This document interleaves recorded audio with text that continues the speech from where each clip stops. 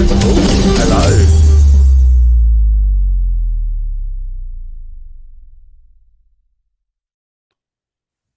Hello and welcome to the Club Racing UK podcast. This is episode 1. We're live in each other's living rooms, dormitories, spare rooms, whatever.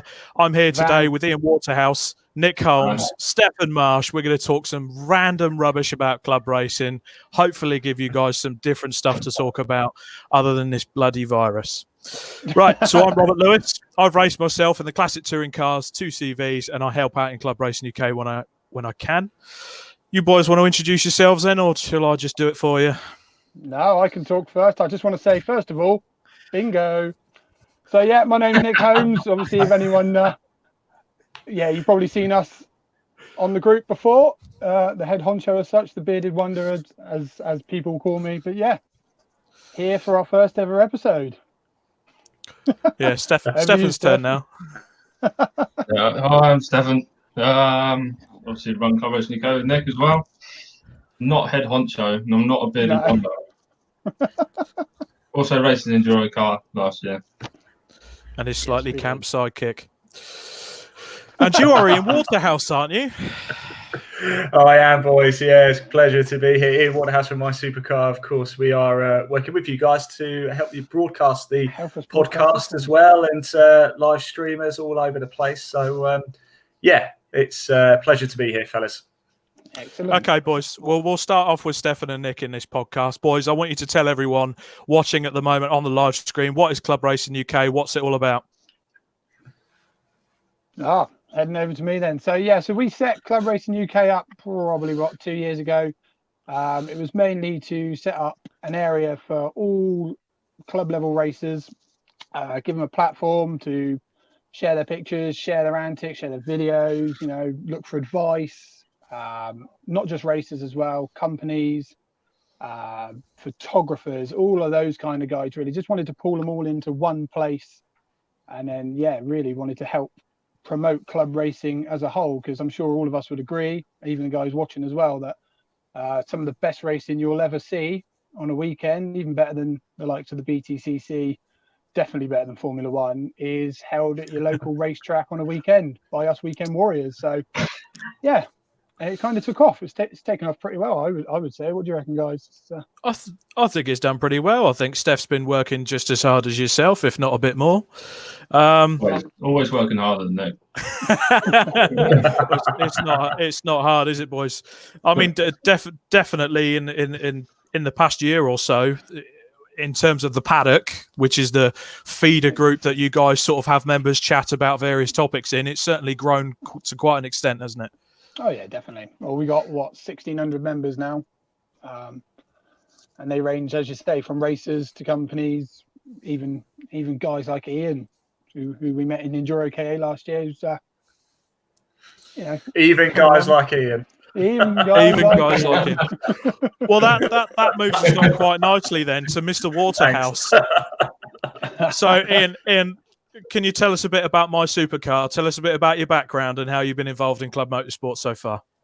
Yeah, of course. Well, look, first of all, we sort of got involved almost by accident, actually. We kind of fell into Enduro car by doing a bit of filming with the guys at the first ever Motorsport Days Live. We filmed with Moore's Motors, as they did a Ford KA from road going over to race version. And then we got Stuart Garnett asked if we'd come along and do a bit of live streaming. And it sort of escalated from there. Now, my background is sports and journalism. And I used to do a lot of Premier League match reporting. So I was always involved in sport. And motorsport is one of my passions. I have 3 passions in sport, and it's motorsport, football, and golf. And I just love the feel of being trackside. I'm a rubbish, terrible driver, which is why, I'm in front of the camera and not behind the wheel. So, if you don't ever get me out in your car, I'll probably stick it in the barriers in about 5 minutes. Ian, if it means anything, it's no different to Nick being in the car, the amount of body panels he's wrote off this year. Every time I do see the club racing, every time I see the club racing enduro car, there are a few dents knocking around. So I always wonder who does that. Always have to get duct tape out and mix it. Hey, let's just add, I think there's only one culprit from the last damage, and that was Matt Hibbard. He did the most of the damage last time. Okay, well, I mean, we know, ladies and gents, that Matt Hibbard is watching today, so I think we can firmly say that everything is his fault, and we'll just move on from there.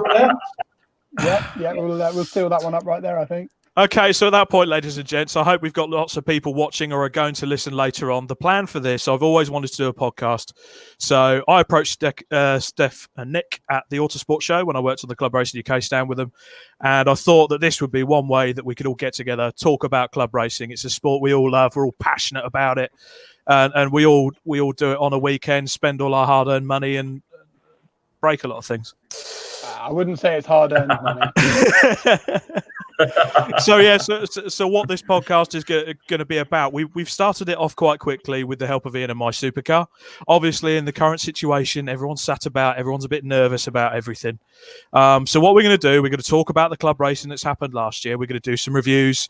We have got an episode that's going to be in a few weeks. We're going to dedicate that to what's going on at the moment, the situation, things that have cropped up from Motorsport UK. But the best bit is we're going to look at the positive aspects of this. We're going to look at the positive side of this coronavirus, what teams, drivers and people are doing behind the scenes to help with this effort. So we're not going to depress people. You know, it's not going to be like the BBC News where you're going to turn it on and get depressed. We want to look at the good side, and we want to look at the club racers out there that are doing their bit. Yeah. So that's that talked about. We're going to cover that in another episode. We know there's an issue. But today, we're going to have an introduction. We're going to talk about the club racing that excites us, what we're looking forward to, a bit of positivity. And, you know, the planning has already gone into place for further episodes. We're going to look at all the different clubs like your BARCs, BRSCC, 750 Motor Club and the MSV, and so on and so forth. We're going to get some guests on. Going to have a good chin wag with those. Yeah, and who knows? We might get Matt on one day to sort of explain himself, but I can't be asked. I'm waiting for the comment to come in. It never happened. It's definitely not going to happen.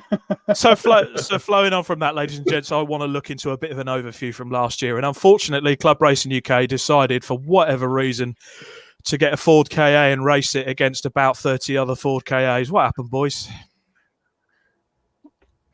Wow. Yeah, what did happen, Steph? No, I'd say work. Well, what was it? Back in 2018, I did the old Vectra in the classic touring cars. Steph come and helped me a couple of rounds while we were racing there. Obviously, yourself did as well, Rob. But behind the scenes, for anyone who doesn't know, obviously me and Steph and Matt, we work at Polton Park. And so behind the scenes, really, if it wasn't for the engineering team there, you know, the car, my first ever build, just probably would have never happened. It would have just sat in my garage. I'm an electrician by trade. I know sod all about cars. So you know sod all about electrics. Yeah, pretty much. I love Polton Park. Don't say that. Yeah, no, it's all good. So yeah, I mean, realistically, if it wasn't for the engineering team, then my first car would have never got there. I think after 2018 happened, I think me and you stumbled upon it, Steph, didn't we? So saw that it'd be a pretty cool idea. I think we just saw it. I think it was just a Facebook ad, and we just looked at it, and we looked at kind of the price of it, and we were just like, me and Matt wanted to get into racing and stuff like that, but we just looked at the price and thought that'd be mega. And then we all knew that KAs would be dirt cheap. It's not something we aspired to go racing in, but we just ended up in it. But you know, it was cheap. It was a cheap way in, so we thought we'd give it a go and see what happened. And it just so happened during that season we bumped into Mr. Waterhouse and got to know MySupercar and his lovely setup he's got there with Elaine and Leon that are behind the scenes. And so, Ian, from your point of view, how did you feel that your sort of debut season with the Enduro KA went? I'll tell you something, Rob. It was one of the most enjoyable things I've ever done. I'm not just saying that because obviously with you guys, but it really was. I didn't really know what to expect. We turned up at Donington Park with quite a basic setup, and you know, it was. I'll be honest, it was our first ever broadcast as well. It was our first ever sort of track sighting at Donington Park, round one, and it was either going to be brilliant or it's going to completely bomb and flop. But I've got to be honest, it was the way that everybody welcomed us was almost a little bit unexpected. Like I said, I've done a lot of work in football and Premier League match reporting. You're sort of dumped by yourself and nobody talks to you and things like that. And it's almost everybody's trying to work against each other, if you know what I mean. But went trackside, and everybody was so friendly. I mean, the minute I met Nick and Stefan and everybody, it was like being family, and the peak performance reviews guys, that, everybody, like the amount of coffee I drank, because everybody just wanted to give you biscuits and coffees every 2 seconds. I've put on about 3 stones since started with EnduroCar. It is really, really good. And we did 4 of the 6 rounds in total. Obviously, we were there at Brands Hatch for the final race when you boys got on the podium, of course. So that was fantastic to see. And I was so looking forward to it again this season. It's we are going to be doing it. It is going to come back. Yes, it's going to be a limited calendar, but it is going to get back. And it's one of the things I'm really, really looking forward to. It's a family feel. And I know it's a bit of a cliche to say because everybody says it, but it really, really was. For a bit of an outsider coming into motorsport, it was different class. It really was. Okay. Well, we have actually got a couple of clips, I believe, behind the scenes of Nick and Stefan's antics in the Enduro KA, if we're able to bring that to fruition. Excellent. Yeah, let's do that. Let's get those clips on. Okay, it's not a race win. This is better. Absolutely. Dagenham dustbin. Oh, well, I will take that all day long. Well, Dagenham dustbin winners, Club Racing UK. Hang on, we need to talk about the look, Nick. We need to talk about the look. It's the shorts and no t-shirt, straight to the vest. Look at that. That is shocking. Look at the tan lines. I know. That's mega. That was hot that day, though. Just for the record, it was absolutely roasting that weekend. It was a tad warm. Yeah. I can remember poor Steph getting out of the car, and we more or less had to carry him over to the grass verge and get him some water. Yeah. Yeah. Literally ran to the toilet for you, Steph. Saved your life. I was putting everything I could into the car and driving it around. Yeah, I mean, Cadwell Park's demanding as it is, and then although those KAs were pretty easy to drive for a big old nearly 2-hour stint, I think it was full on. But it all came good in the end at Brands Hatch. We have got a clip that we want to play for that as well. It did go quite well, didn't it, lads? We got a bit of silverware. Well, you guys did. Yeah, I'd say it went a little bit well. I mean, sharing the podium with a Le Mans winner. It's not every day you can say that, is it? Yeah, bit of a jolly up for Nick Tandy. Obviously not what he was used to, but I bet it was a bit of an honour for Nick, I think, wasn't it? It was a bit of an honour for Nick Tandy to share a podium with you boys, I think. To share greeting with that beard. Yeah. Should we try and get that clip up? Can we get that Brands Hatch clip up? It's the first podium. There's Nick Holmes. Dropped a cabinet on his foot on Friday, but it's been well worth it. Oh, there we go. Drops a cabinet on its foot, so he's racing with a purple foot, and you guys end up getting a podium. I might have to do that. I'll do that next time as well. I was going to say, boys and girls, I think next year we're going to have to hammer his foot and break a few bones, and we'll see if we can win the bloody thing. But Okay, so from where it all started, pretty good though. Moving on slightly for the moment, we're going to come back to Euro KA later on when we talk about what we're most looking forward to. But Steph, yourself and Matt Hibbard decided to buy a Mini. Yes, we did. What's your plans? What do you want to do with it? And you did actually take it out at the end of November. Yeah, we did. We obviously it was in the KA. Obviously, we want to go racing, but something a bit faster than that. So we decided on the Mini. So we bought that, hopefully, to get into 750 Club Enduro. Because obviously the endurance racing is, we believe, more value for money. Plus, both of us can drive it. We can swap over. And you get more time for your money, we believe, rather than sprint racing. So we're going to give that a bash. And yeah, I mean, we'll move into something, didn't we? Yeah. And we got it out at the end of the year, didn't we? We got it out. We did that track day before that 500 when you had your Focus with us as well. And that was the first time we had it on track. It's not completely track ready or race ready how we want it quite yet, but it was kind of, you need to get out there. You need to try it. So we go. It went bloody well. It did go well. We did. Matt did. I know his name does come up a lot, doesn't it? Matt did break a drive shaft. Yeah. Matt cooked the brakes. Okay, so what we can stem from that once again, blame Matt. Okay, but that was a good point. He's coming in for a right kicking here tonight. That's because he's not here. That's because he's not here. We can do it. That's it. To be fair, he gets a kick in every day from us anyway, but with this isolation, we don't get to see him every day. So fantastic. We've had 25 days off so far. So I've got 25 days of kicking still to come. Oh, bless him. What I want to talk about now as well, Nick, you had some days out. I had some days out as well at various championships, seeing friends. If you could start off, Nick, you went to see the trucks and you saw a mutual friend of ours, Simon Ward, in the pickup championship. So obviously we met Simon back through the Classic Touring Cars a few years back, and he's now challenging the pickup truck racing, which is fantastic championship, single make championship in a space frame. Effectively, it's a Ford and Vauxhall pickup trucks, brought out with 2.3 litre red top engine from the Vauxhalls.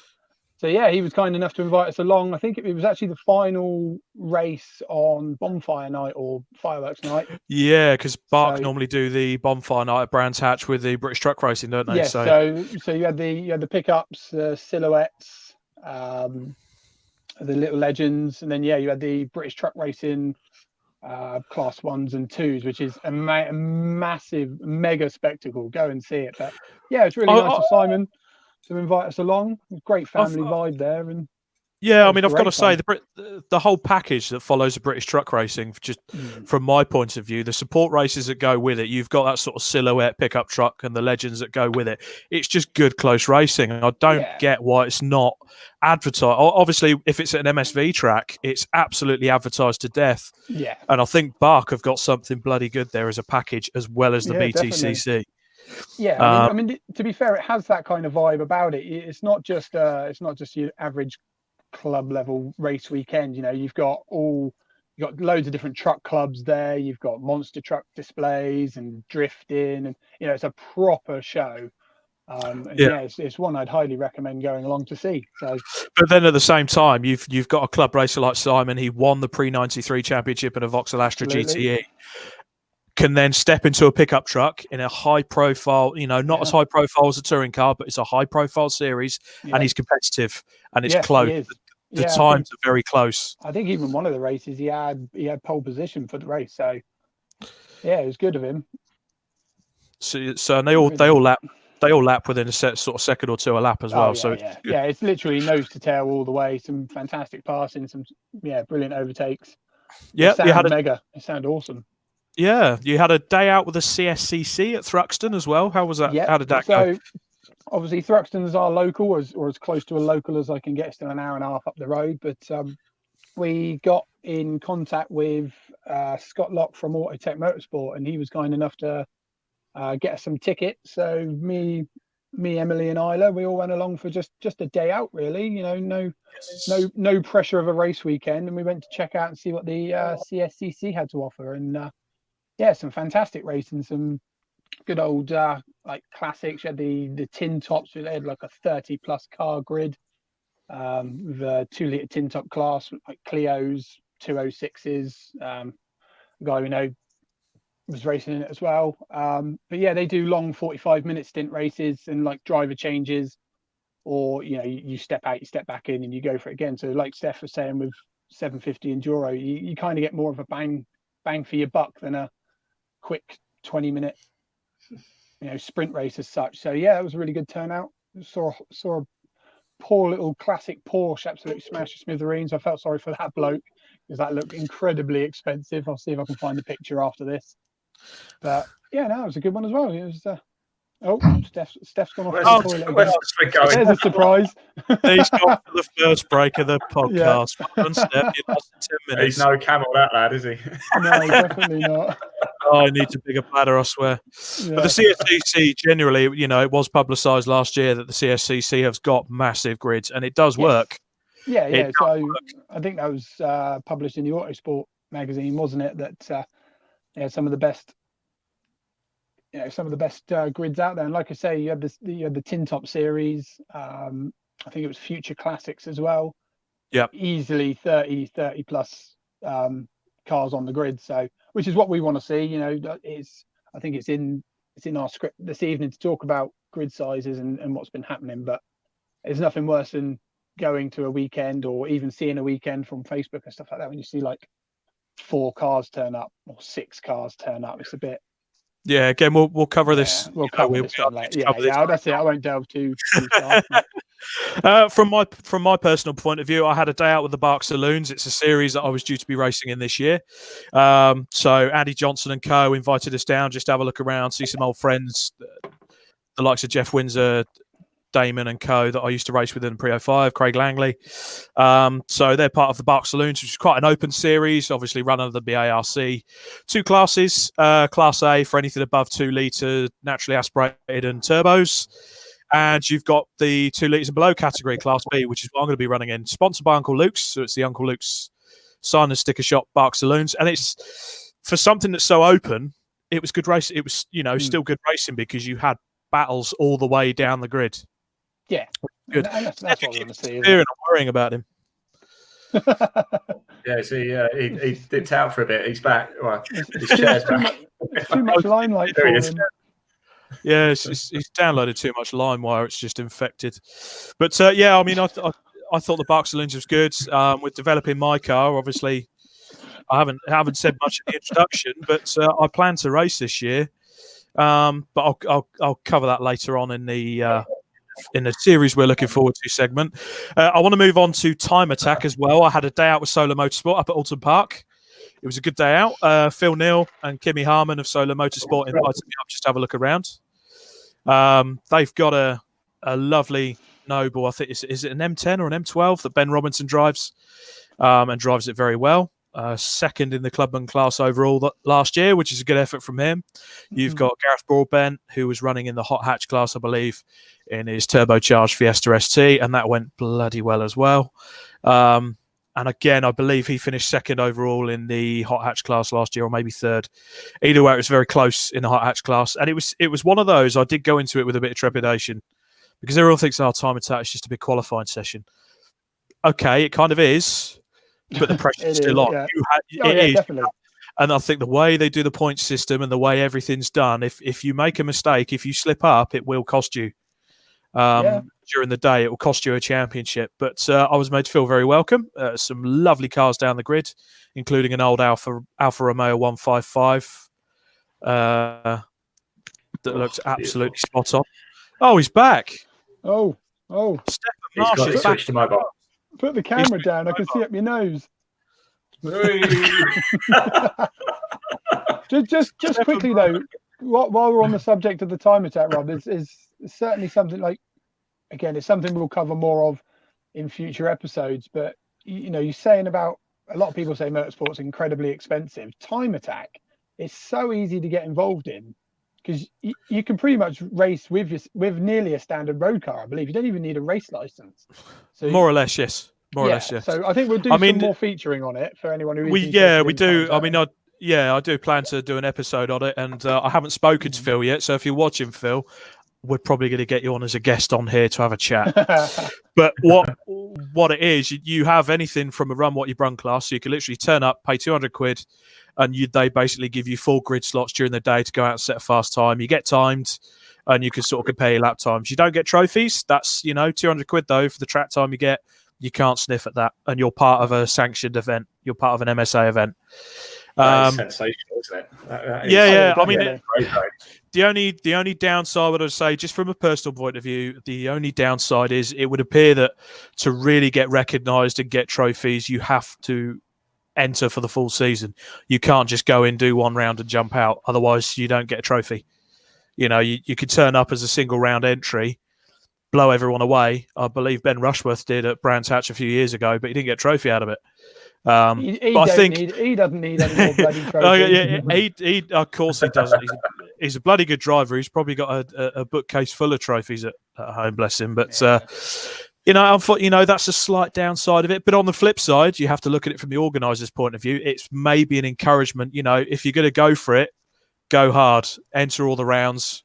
And who knows, you may be walking away with the championship at the end of it. So, but it's certainly something I would want to look at as well. And the other thing I wanted to address, gents, the sort of overall MSVR package. I mean, whenever we've been with the KAs this year, we've looked at all the support races that have sort of been on the same bill as the Enduro KAs. What took your fancy? What did you like? Well, go on, you go for that one, Steph, first if you want. Sorry, my thing broke up. Oh, oh, Stefan, awful. I'm having some connection issues. You do live in the middle of nowhere, though. Let's be fair. Yeah, excuse the line, ladies and gents. He lives in Mordor, and signal's a bit iffy. Can't even get Domino's delivered. What kind of place can't have Domino's delivered? My God, Stefan, how terrible is that? But yeah, generally, I'll pick up that one then, Rob. So with the old MSVR package, as you say, we were lucky enough to race with it on the Enduro K, and they got some fantastic grids as well. There's all sorts on there. So like the Track Day Trophy, Track Day Championship. Again, 2 series is quite easy to get into. I'm myself even possibly looking at it with a Vectra maybe when it does eventually come back to life. Yeah, I must say with the power to weight ratios and how close everything is and how open it is with the power to weight, it's something I've even looked at with the Focus. Yeah. So maybe somewhere down the line, we could do a feature on that. No problem. Yeah, just jump in there as well, chaps. We got involved with the Super Cup as well, the MSV Super Cup. It's a series that's growing with MSV. It's probably had about 14 or so cars or so, but it really was great fun to get involved with as well. And again, it's another one that's growing. How this start of the year is going to affect it, I don't know. But we are booked in to do it again this year, so fingers crossed.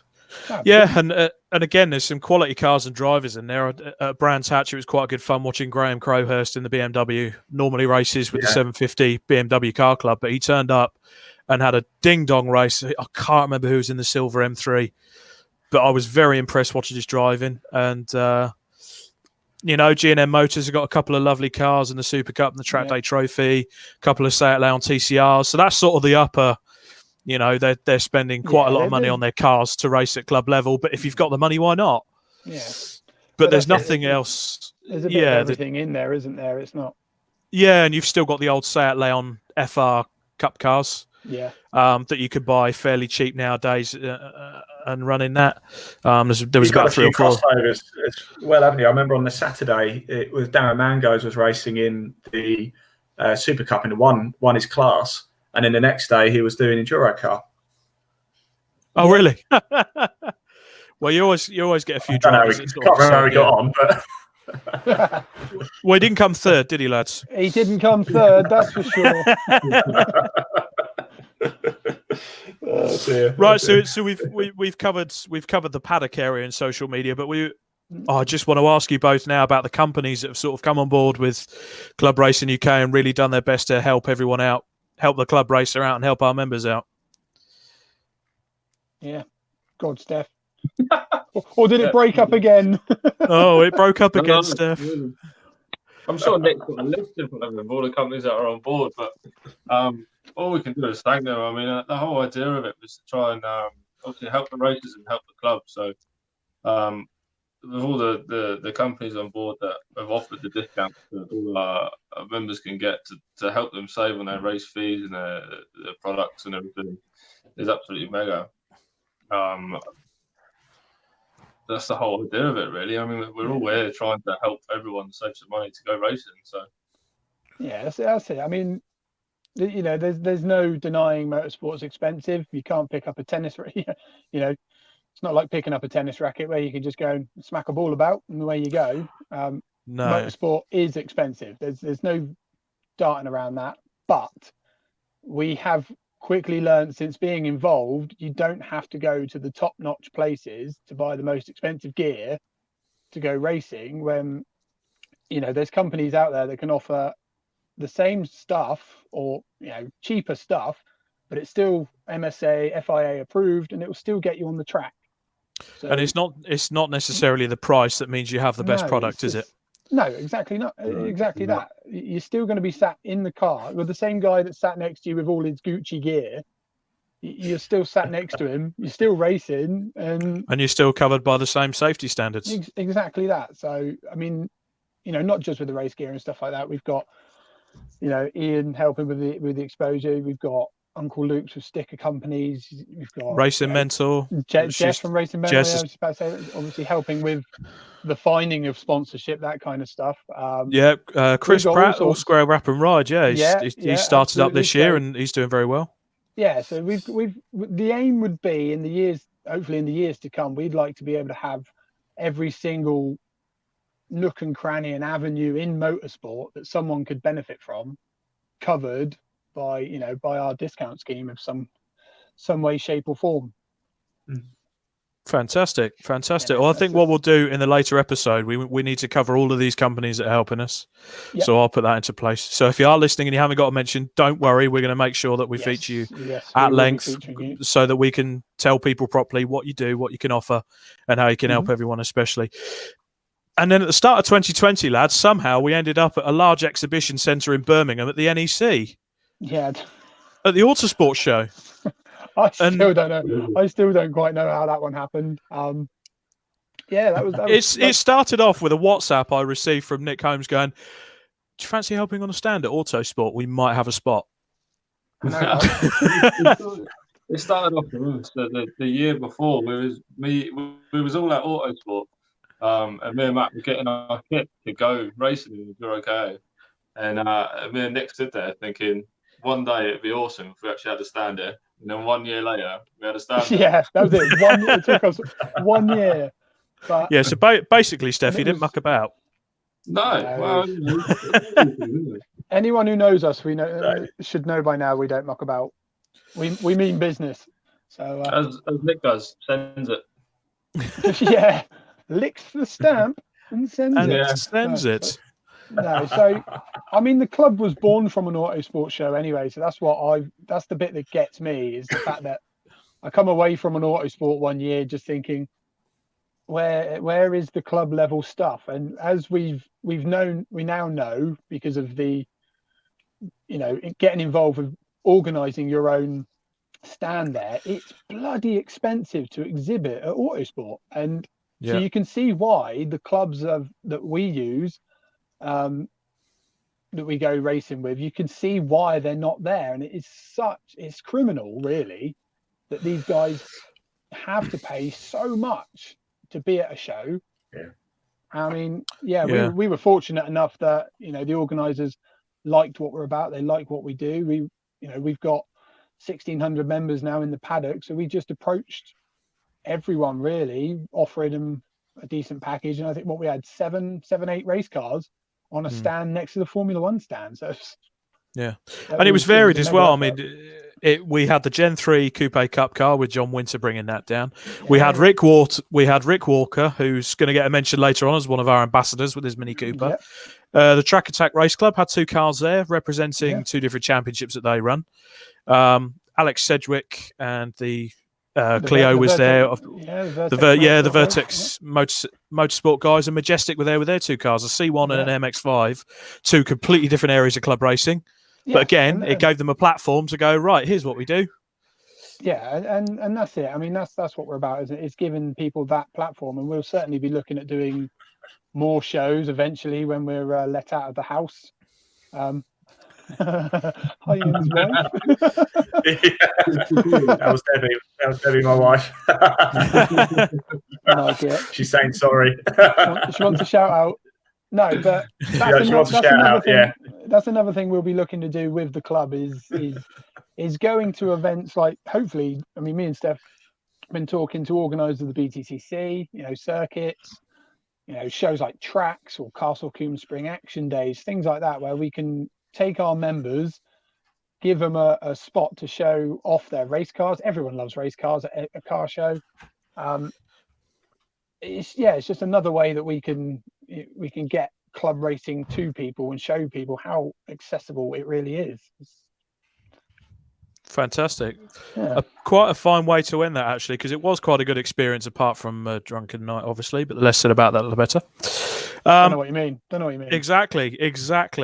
Hello. Right, chaps. Hello. Yeah, so it was your cake. It was the cakes you brought in, Rob. That's what got me. My lovely 80-year-old grandmother. My lovely grandmother from Birmingham, Grandma Dot, bless her. She spent all day on the Saturday, on the Friday, cooking these lovely fairy cakes for everyone to have on the stand. They were absolutely gorgeous, but in Nick's hungover state, as soon as I opened the pot, he was a bit ill. It was quite funny. Right, lads, so we're going to move on. We should say, actually, anyone who had one of our cupcakes, give us a shout out, because they soon disappeared. Yeah, they soon disappeared, and Grandma was very happy to hear that they were going down well. Okay, chaps, we're going to move on to 2020. Unfortunately, I'll start off on a bit of a negative point of view, and it was the kind of shock at the beginning of the year. Normally, the time you go to renew your license, and it's doubled in price for a lot of club racers, and I mean a lot.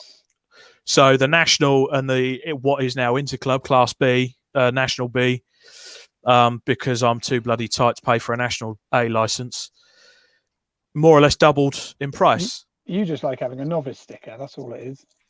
Oh, you don't have to have a novice sticker with Interclub. I've done my 6 races, mate. Don't you worry. But I'm just too bloody cheap. Whereas Stefan and Matt like the status, so you know. It's not just that. Obviously, it helps with the upgrade for the International C as well, doesn't it? If you want to start doing international races, but yeah, the price hike was. I've actually spoken to Motorsport UK about this. Their reasoning behind it was the reasoning behind it was mainly that the guys that do like it's not Formula G, but like test days or hill climbs, or the guys doing stuff like that have never needed a license. I think maybe even Time Attack, the very, as you say, the run what you brung stuff. I think all of those guys, where they've not needed a competitive license, they've not had to. Yeah, they haven't had to pay for a competitive license, and I believe now that Motorsport UK under I think it's their Club R. Just a general clubman's package. Yeah, so you need a clubman's license now to do any racing or any form of auto sport. So is this license hike effectively offsetting giving away the free license? So that's what they said to me. It was for years. Obviously, these guys have not been paying for it. So but it's hit the guys like us. Yeah, it's really high. What was it? I think it was 33% hike. It's quite substantial for the club racer in a time where everything's 100%. Getting a bit more expensive. Yeah, everything is. The entry fees are going up. Yeah, everything's going up. It's another cost or a further cost to do what for most people is a hobby, but it's a hobby that's supported by businesses. And if you start, I feel, as soon as you start losing license holders, if people start to get annoyed, I was going to say something else. If people start to get annoyed and they decide, you know what, I'm going to give up motorsport, that's another license holder gone. So that's someone that's not going to be running a car. He's not going to be supporting businesses in the motorsport industry. Mm-hmm. It could be anyone, like any of our sponsors, people that are helping our ambassadors. These are people that, okay, it's essentially a hobby, but there's business generated from this and it's livelihoods. So to me, there's a bit of a domino effect. But the Motorsport UK appear to have a plan. Maybe let's see what happens in the next couple of years. Let's see what we get back. I know they offer benefits to that. Just sorry to break off, guys. Just a question with regards to, say, if you've paid your license fee, obviously being but in front of the camera, it's not something I have to concern myself with. However, I guess a license fee is for a season or for a year, is it? Has there been an announcement as to what's going to happen next year then? So for people who bought their license for this year, is it going to carry over to next year? This is something I wanted to cover in our podcast next week when we talk about the coronavirus. Okay. Yeah. In 2 weeks' time. So, ladies and gents, we are going to be live again in 2 weeks' time. Now, this is something that the MSA, I believe, need to address, or the Motorsport UK. Sorry, I don't say the old name.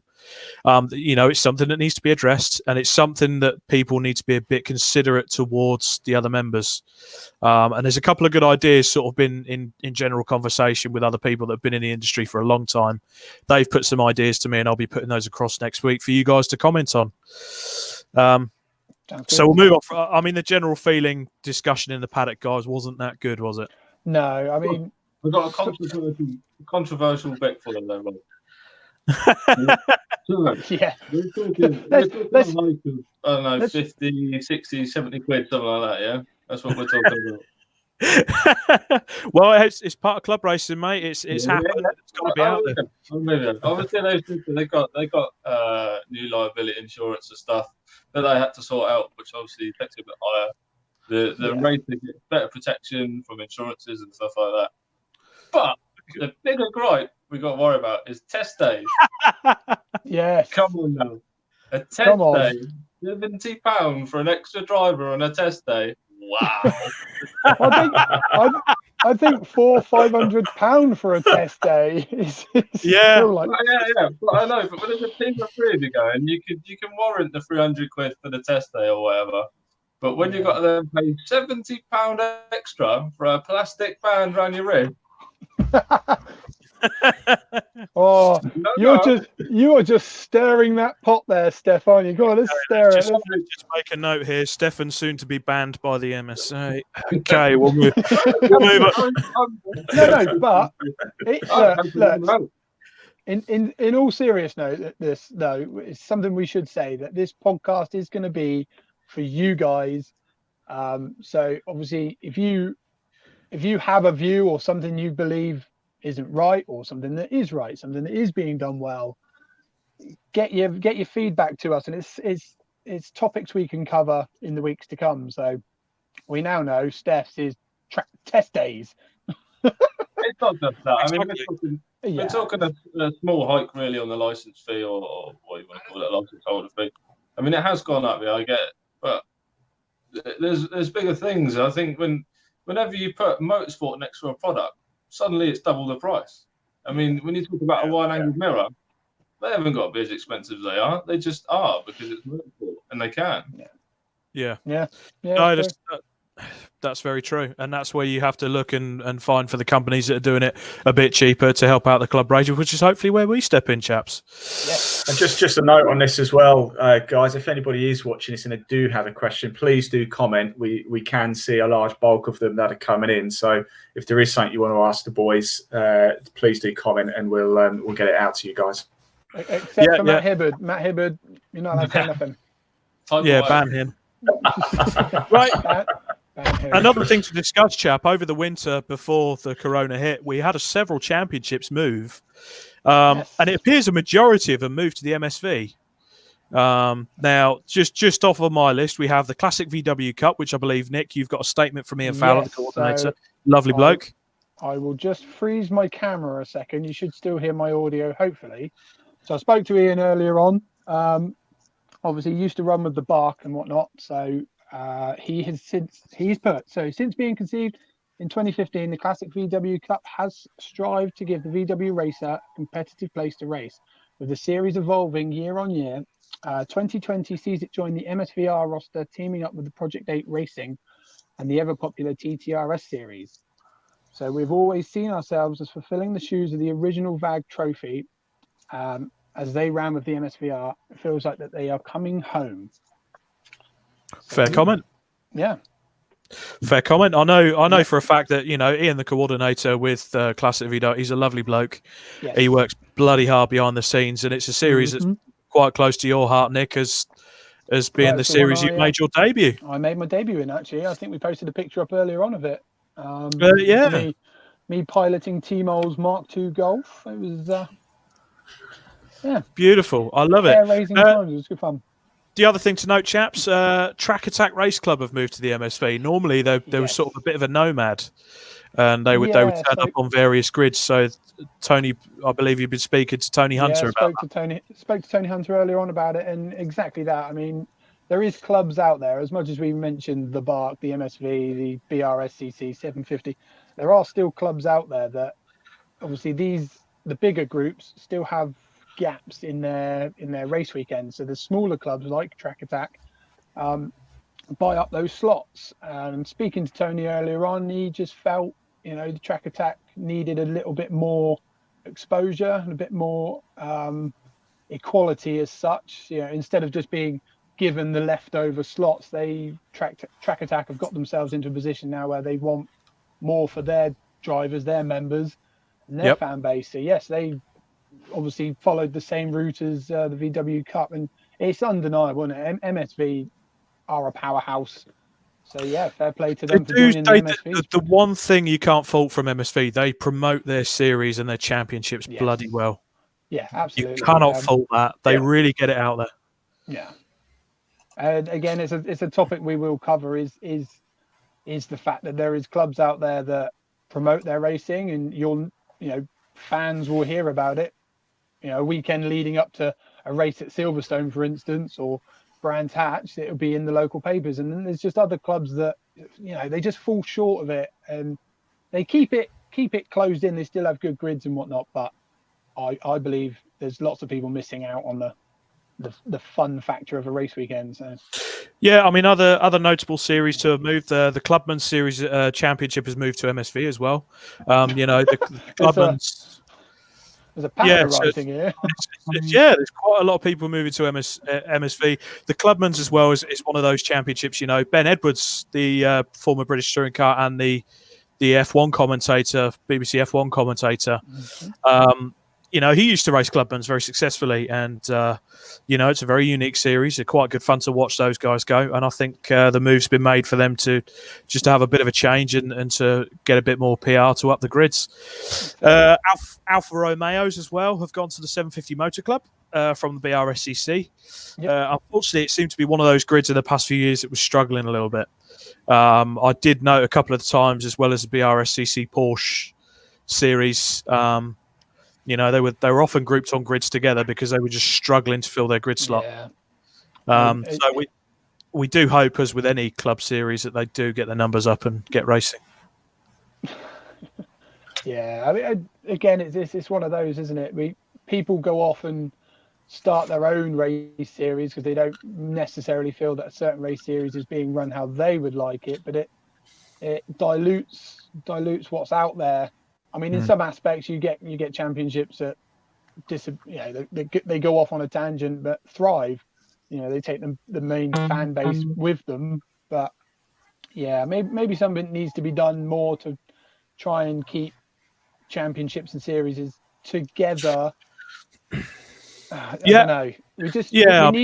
We need packed grids, and as we need that fun factor. We need the spectacle there. So if you go to watch a race with 4 or 5 cars in, it's not exciting. Unfortunately, there were a few series. Yeah, there were a few series last year that unfortunately had that. I mean, Fiesta Junior, I think, had 5. Yeah, we actually were involved in the Fiesta Juniors last year. We did Brands Hatch when they had. That's why. I think they ended up with 4 in the end. One of them sadly didn't make it to the grid, and you're right. To make it about the people, it's great to have more people. I am very pleased to say that having interviewed Laura recently from the BRSCC, from the Fiesta Juniors, they're up to about 14 coming into this season. So it's going to be a lot better, which is great. But yeah, you're hitting the nail on the head. It doesn't make for a great racing spectacle when you're sort of waiting for 4 cars to come around and they just stay in single file then, really. Yeah, which, it's unfortunate. It is unfortunate, and you don't like to see series struggling. But again, you kind of find there's a lot of organising clubs now that are starting to run properly as a business. And if you can't fill the grids, they need to find a way to fill it because they'll make a loss. Yeah, they're under pressure. They become under pressure very quickly. And you said it right there, Rob. Racing does become a business at the end of the day as well. And track time is not free. It has to be paid for somehow. Yeah, exactly.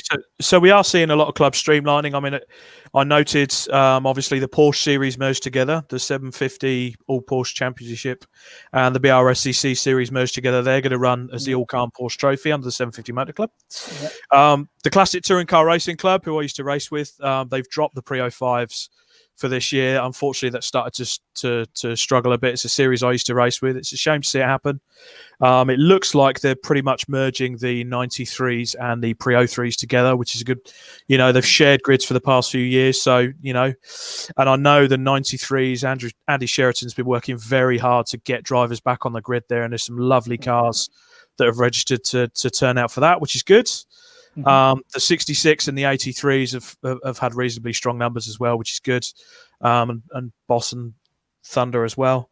Another series that sort of came up last year, which to move on to. Oh no, not to move on to, because I want to talk to you, Ian. Sorry, I missed that on the script. MySupercar. What series are you covering as MySupercar this year? Welcome. It's my first time hosting. Rob, I'm glad you asked me that. Thanks for coming to me. Yeah, quite a lot. I mean, we sort of we're with EnduroCar again. We're doing Super Cup again. We did 116 Trophy last season. We're going to be doing that again this season. And please say we're doing Classic Touring Cars this year as well. We're doing 5 Club MX5. We're doing a round with F1000 again. We did a round with them last year at Donington. We're doing, I think it's Brands Hatch with them this year, which would be great. We're in discussions to do the 2CV 24-hour race as well in August at Snetterton, which should be really exciting. Bingo! Are you there, Rob? Are you playing podcast bingo or something, Nick? Oh yes. Sorry. Have we got a full house? No worries. No worries. All right. Yeah. Oh, let me carry on then. Maybe you get some more. Catering graduates. We've done some stuff with those guys already. And we're heavily involved with the EMG. So we're doing the BCV8s, MG Midgets and Sprites in the EMG Cup. So far, it was a jam-packed season for us. And it will be the second half. It was just a shame, obviously, we've missed the first half now. Yes. Unfortunate. Okay, so that's you covered in. That's everything you're covering this year. Right. So far, yeah. We'll be at Tomorrow Sport Days again. To be fair, we're only going to get one weekend to cover everything anyhow, aren't we? So... Yeah, Rob, it is 11 race series, you know. It's I was sorry, mate. He's got 3 weeks to do it in. I was going to move on to the flip side of it, which is you're going to be very, very, very busy this year when it eventually gets underway. Yeah, we are, but apparently that's not enough for you, Rob. So no, he's not happy with that. Why did this part of the script before the virus hit? But I'm still going to run with it. And I asked the lads what are the 5 series they're most looking forward to seeing in 2020. And I'm going to start first because I bloody can. Because he's the boss. No, I'm always told Nick's the boss. Nick's the boss. Right. No, I'm the face. It's just the face. Big only bearded face. Yes. So the 5 I was looking forward to, the 750 Motor Club Hot Hatch, obviously. You see Ben Rushworth's videos. You know, the bloke's awesome. It does look like he's moving away this year. A chap called Ben Rushworth. Not heard of him? No, never heard of him. Never heard of him. So that looked like quite a good grid. They're closing it up a bit this year. Class A, they've shortened the class down. I think it's 240 brake horsepower per tonne. Very good numbers on the grids. A couple of old faces on there from when you used to race, Nick. I know James Alford races in Class B. Mm-hmm. And then up at the front, you've got Ben Rushworth, Gary Preble, Club Racing legends. Gary Preble certainly heavily affiliated with the Castle Combe. Brit Car Trophy, that was to sort of bring back the lower levels of the Brit Car that they used to have, especially when Top Gear raced there in 2007. Wasn't it, that one? That went absolutely mental, didn't it? They had a full grid within a month and a half, completely jam-packed.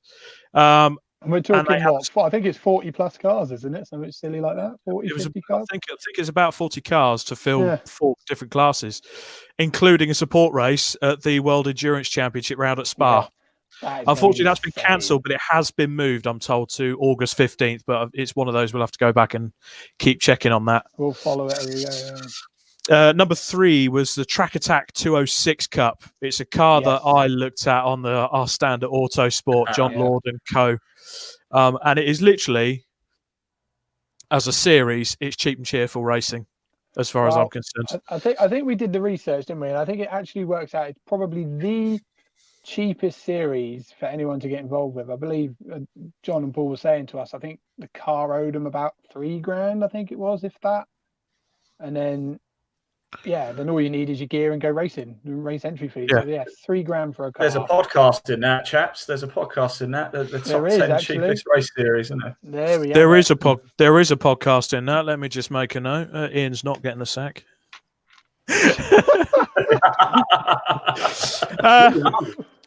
Number 4, any series in the CSCC. Obviously, with the massive grids that they've got, the streaming they did at the end of last year was quite good. So it's one of those to look out for. Don't look so terrified, Nick. And the 5th one, I'm sorry, I'm going to be biased. I'm sorry, Nick and Steph. I'm going to be a bit biased here. It's going to be any series I'm racing in. So the two I was going to be in this year, or rather the last 2 weeks of the year, the Bark Saloons and the Modified Ford series. The Modified Fords is a new championship that Paul Neville started up with the help of the likes of Chris Baker, and it is literally for modified Ford race cars. The first round was due to be the BHP show at Lydden Hill. Unfortunately, that's been postponed. It's postponed actually. Let me get my words out. To October, as far as I know. So fingers crossed that goes ahead. Mm-hmm. And it's a bit different as well because it's a race series at a car show that you would normally see your sort of McDonald's car park enthusiasts at. Do a pop bang. Do a pop bang. That. Do a pop bang. Yeah. Do a pop bang. And the Bark Saloons, which I explained earlier, nice what open you should series. Just say, it's actually Steph's mates. Oh, Steph's mates, yeah, with his pop bang map and his baked bean focus. Steph will be... Steph's friend. Yeah, Steph's friend. So that'd be a good one. It should be a very good series. Paul Neville has worked very hard to get some good cars out for that. Good grid numbers. Lots of people registered. Cars as well. We should just point out there is some proper. If you are a Ford fan, there is some absolute beauties on there. Yeah, and if you're in a 2-litre full Focus SD170, you're not going to be near the front. You are going to get lapped. By the class, I'm hoping to hold my own in Class B, but we'll soon see what happens, lads. So that's. I wouldn't even complete a lap, Steph. I do seem to remember, boys and girls, at a test day in November, a Mini struggling to keep up with me, piloted by one S Marsh. But we'll just leave that there. That's absolutely fine. So we move on to Nick, your 5 to look forward to in the last 2 weeks of this year. Yeah, so obviously we did we did write the script a little bit before the Corona stuff hit, but so 5 series I'm looking forward to is the so first of all is the 750 Motor Club Enduro. Obviously the one that Steph and Matt are looking to join, but it's an amazing grid, an awesome array of cars out on show. Possibly, maybe, because they run on a power to weight ratio, don't they? I believe. So, yeah, with the 750 rolling road. Yeah, so the racing is close and competitive. Is, for anyone who's watching this, it isn't heavily involved with motorsport. You've got your checkbook races, and then your power to weight kind of stuff, and that's definitely what interests me at the moment. When you've got power to weight racing, it's kind of levels the field a bit. So yeah, I'm definitely looking forward to that series. One that's been close to my heart for many years, even before when I was a fan. It was the Hyundai Coupe Cup, and I'm absolutely gutted because I was meant to be racing in it this year. And I was very fortunate. Good friend Kev Smiles invited me along to his Absolute Autosport team, and he was going to let me race his car for the first event at Silverstone this year. We went and did the track day. You joined me for that one, Rob. That was a good day, yeah. Tons of fun. Those cars are ridiculously fun to drive, and again, good grids. 20. I think we ended up having about 24 cars registered for the first race of the year. Yep. And it was literally, I was at work. We had 2 days to go, and then bang, Motorsport UK just put the complete stop on motorsport. 2 days before I was about to race, so I was absolutely gutted for that one. But yeah, hopefully I'll get back out with them later on, either this year or next year. Another series would be the Castle Combe Saloons and the Hot Hatches. It's a one-track series or championship, so lots of saloon cars, hot hatches, and again, they've got 30, 40 cars on a grid at a time. It's amazing door-to-door racing. And some top drivers. Top drivers in there, as you've mentioned already, a couple of them. And also it's pretty much our local track, isn't it? Combe and Thruxton, we're kind of between those two. So it's on the doorstep. about an hour away from me, I would think. Yeah, so yeah, another series I can't wait to go and see is that one. The MG Trophy's looking really good as well. Again, for me, I'm all about seeing big grids, door-to-door racing, and the MG Trophy is certainly putting on a good show. Again, leading up to the race start, again, I think they had 30 plus cars as well. So, and then my last one would be kind of any MX5 championship or the BRSCC MX5s, especially because I think they're merging them all a bit together again. So you've got the Mark 1s, 2s, 3s, I think even Mark 4 MX5 now? From what I gather, the Mark 4's being developed. Yes, the Mark 4 is a new one. I don't know my model of MX5, but again, it's it's a single make series, and as we've already proven, single make series are brilliant. They are fantastic because the parity is there or thereabouts, and you just get 20, 30, 40 minutes of non-stop door-to-door action, and that's the kind of racing I like to see. Fantastic. BTCC style racing, really, at club level. So exactly, yeah, and that's my 5 championships for the year. Stefan Marsh, your 5 championships, please, sir. Right, number 1, I've got the Enduro KA. Now, I wonder why you'd be looking forward to that. Because we may be in it, maybe racing in the Enduro KA. You can't watch it then. Well, you can't watch it then, can you? When you crash the car and we're out the race, then we can see this is true. Yeah, when you sat in the pit lane for a minute. Round at 1 at Donington, eh? Yeah, we'll come interview you. I'll come interview you, Stefan. I'll come interview you. I should sat there nursing her. Crying. What's on fun to do?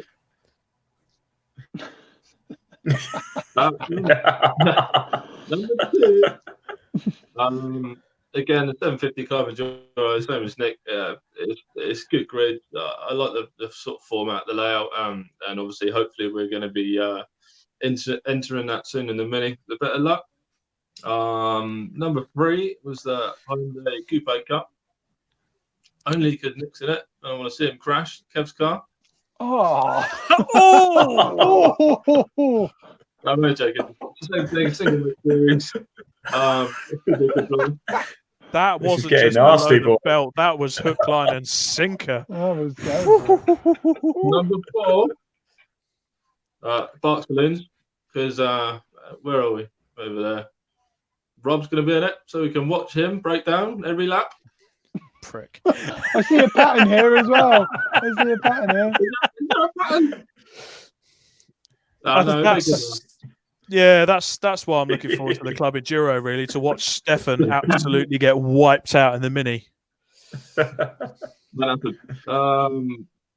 the last one I've got MSV Track Day Trophy and the Track Day Championship. Again, good choice. Good selection of cars. It's a nice format. It's run really well, and they are mega to watch. So yeah, looking forward to. Because you spent some time last year before the 500 with G&M Motors, didn't you, Paul Harvey and co? Yeah, did you not? Because we did the test day on the Thursday, and I just stayed up there. So I stayed there for the Friday while they're on their actual test day, the expensive one, and yeah, they're up there with the Civic and their ST150 testing ready for it, and yeah, they're a great bunch of guys, and yeah, they're quite cool. Quite cool. It was good fun. It was cool. And last but certainly not least, Mr. Waterhouse, you have 5 very good championships to look forward to this year. Yeah, well, can I start by saying, naturally, of course, we're really excited to be working with every championship that we're going to be working with. That's fair enough. No, that's fair enough. Look, there are some that, I mean, Enduro car obviously holds a lot of memories for me, and I know Leon and Elaine as well. It's like coming home really for us, and it's just it's a real pleasure. Like I said, they're not the fastest cars in the world, but it just doesn't matter, does it? It's just such a laugh. You can walk wherever you want. Everybody pats you on. Everybody's happy to see you, and it's such a nice place to be. I've also got down a 116 trophy as well. Last year was the first season for the Gastrox 116 trophy, and if anybody knows Mark Bate, he's quite a character. In fact, we were at Cadwell Park doing some filming we were live, and he comes up and gives me a big kiss and a bottle of champagne at the end of it all. It's all live in front of the camera, and great bunch of people. Yeah, caught it all on camera. Gives a big sloppy kiss, totally unexpected. I've been all professional, thinking I was being all professional, give it a nice proper closeout, and then this bald Manchester lad just comes up and plants me a big smacker on the cheek, and a nice bottle of champers in my hand. So that was nice.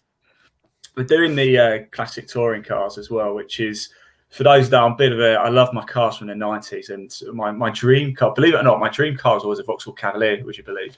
Old John Clennan's style. Bingo! A Vauxhall fan.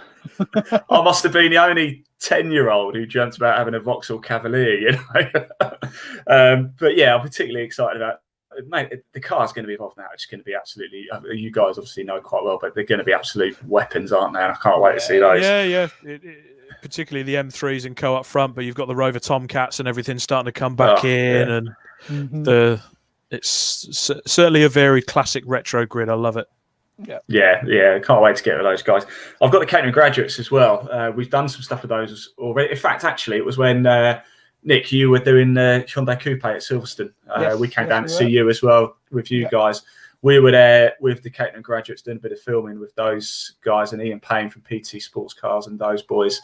And again, superb cars, a real mix of drivers, a real mix. There's a number of different classes as well. You've got the Sig Maxes, you've got I think there's 4 classes in total going to be racing in the Catering Graduates, and it's a real full grid as well. It looked like it was going to be end-to-end stuff, so I'm really looking forward to that.